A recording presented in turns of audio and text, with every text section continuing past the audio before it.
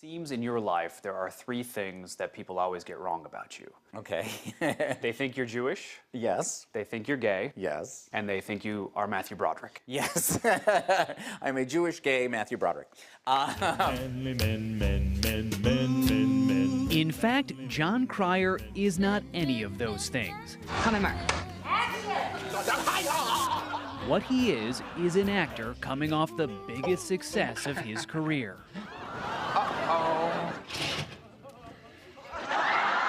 For 12 seasons, he played Alan Harper on the hit CBS sitcom 2.5 Men. I'm not happy with visible nipples. The show ended its run in February, and Cryer decided to write a memoir about all the things that have happened to him during his 30 years in show business, some more R-rated than PG. I love the dedication in your book. Oh, thank you. It says, "To my beautiful children, Charlie and Daisy," and then you add, "Please don't read the part about the prostitute." Yes. Well, I thought I'd give him a little heads up. As my 5-year-old is going, oh, okay. Oh, this isn't Dr. Seuss, Dad. I really felt like I had lived a very sort of sheltered life and mostly had pretty good experiences in show business. But I had forgotten about some of the weirdness. And thankfully, in the process of writing the book, all that weirdness came back. Cryer, who is about to turn 50, was bit by the acting bug early. He grew up in New York City, and both of his parents were actors. So when you're a little kid and you're backstage seeing all these crazy magical people floating in and out of your life, it can't help but cast a spell. I wanted to be a part of that. He spent his summers at theater camp, where he honed his skills. Cryer made it to the bright lights of Broadway in 1983. In both Torch Song Trilogy and Brighton Beach Memoirs, he replaced another actor to whom he had an uncanny resemblance, Matthew Broderick.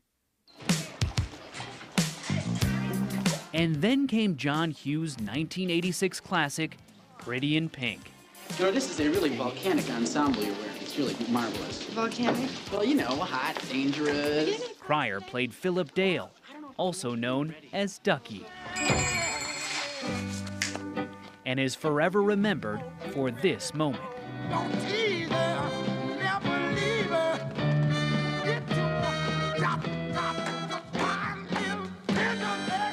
How much of you was in that character?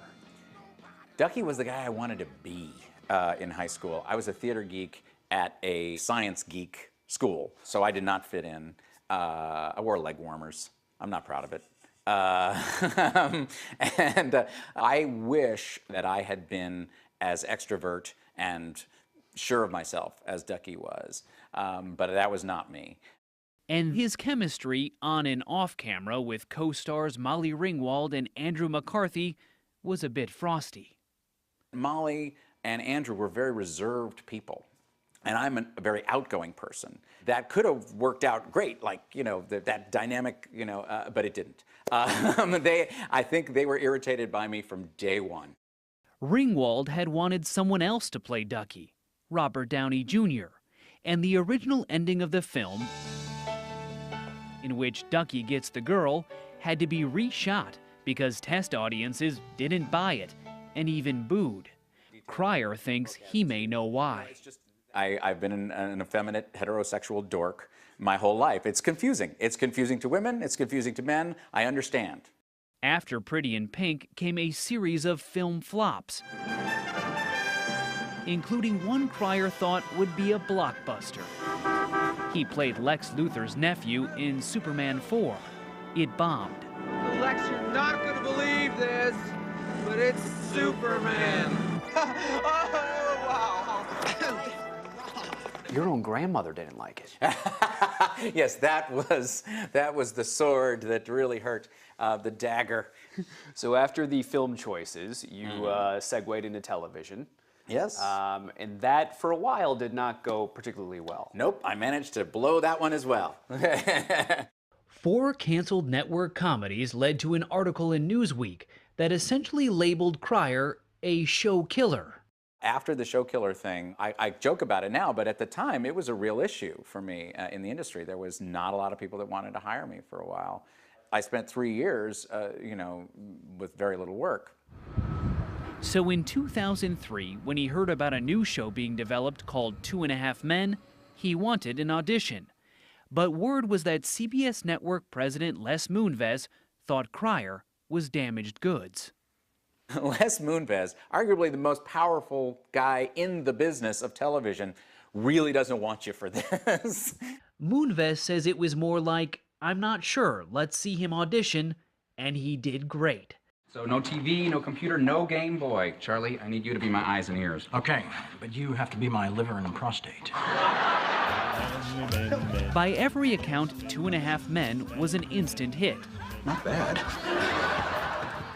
Then, 8 years into their run, Charlie Sheen had an all-too-public meltdown Everybody wins. and forever redefined the word winning. You judge me, you condemn me, you discarded me. Well, not anymore. Winning. When things started going off the rails, were you angry at all? I mean, was it, I've worked so hard to finally have this kind of success, and now you're jeopardizing it? At the time, I was not angry. I was just scared every day that I was going to read about Charlie being dead. But anybody who has gotten close to him knows that there's a really great guy in there. He's been a guy going through some very tough times with addiction and mental issues, and you just have to feel for somebody going through that. The show was shut down, Sheen was fired, and his public rants continued. At one point, he calls you a troll, a traitor, and a turncoat. Did that hurt? Yeah, it hurt at the time. It was again, I was mostly stunned, so I was shocked but not surprised. That's the right term. The two did not speak for years, but a few months ago they met up and Cryer says Sheen apologized. It was great to see him after all of the craziness because, we did have something great together. Would you work with him again? I don't know. I loved working with him before, but I don't know how much I can invite that into my life at this point.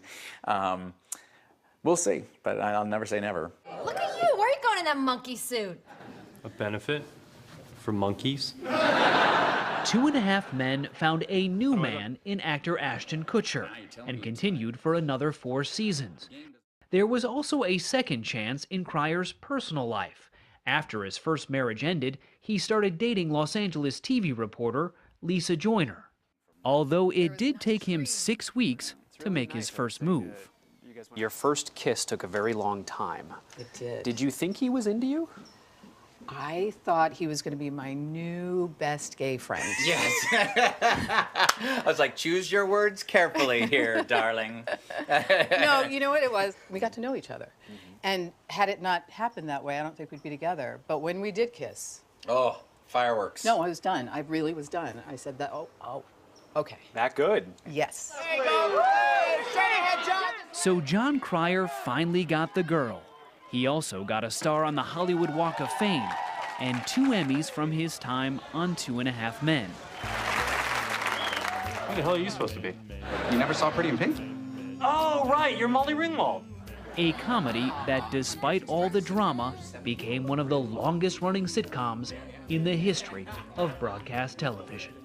For a guy like me who was just an enormous sitcom fan from the age of 4 to have achieved that, is amazing to me, and it brings me such joy.